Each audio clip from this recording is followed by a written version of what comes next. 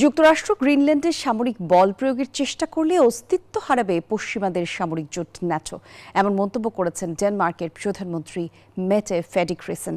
আর এছাড়া গ্রিনল্যান্ড দখলে মার্কিন প্রেসিডেন্ট ডোনাল্ড ট্রাম্প যে ষড়যন্ত্র করছে তা উপেক্ষা করা উচিত নয় বলে মত দেশটির বাসিন্দাদের। পৃথিবীর বৃহত্তম দ্বীপ গ্রিনল্যান্ড মহামূল্যবান খনিজ সম্পদে সমৃদ্ধ দেশ। আর্কটিক মহাসাগর ও উত্তর আটলান্টিক মহাসাগরের সংযোগস্থলে অবস্থিত এই অঞ্চলটিতেই এখন তীক্ষ্ণ নজর মার্কিন প্রেসিডেন্ট ডোনাল্ড ট্রাম্পের।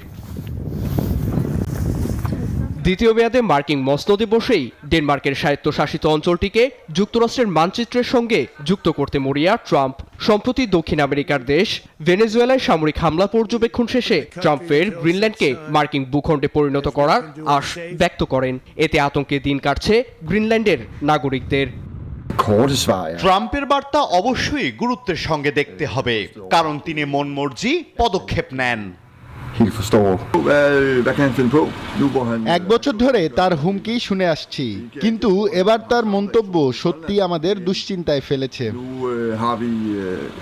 এছাড়া ডেনমার্কের প্রধানমন্ত্রী মেটে ফ্রেডরিকসেনের মতে প্রেসিডেন্ট ট্রাম্পের গ্রিনল্যান্ড দখলের হুমকি হালকাভাবে নেওয়া উচিত নয়। এতে অঞ্চলটিতে আঘাত আসলে পশ্চিমাদের সামরিক জোট ন্যাটো অকেজো হয়ে পড়বে বলে সতর্ক করেন তিনি। সামরিক হস্তক্ষেপ হলে সবকিছু অচল হয়ে পড়বে।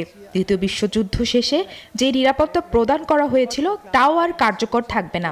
বল প্রয়োগ করে মানচিত্র বদলানো যায় না। আশা করি গণতন্ত্র ও আন্তর্জাতিক আইনের প্রতি সব পক্ষ শ্রদ্ধাশীল থাকবে। শুধু ডেনমার্ক নয়, দেশটির পাশে থাকার প্রতিশ্রুতি দিয়েছে ফিনল্যান্ড, নরওয়ে ও ফ্রান্সের মতো ইউরোপীয় দেশগুলো। নীরব দাস, নিউজ 24।